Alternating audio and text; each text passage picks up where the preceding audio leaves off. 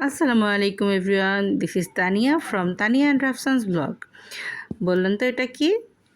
হ্যাঁ, রসুন আর আমের আচার।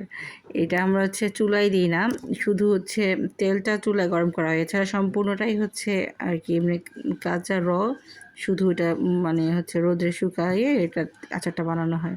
এটা এত ভালো লাগে আমার কাছে খেতে।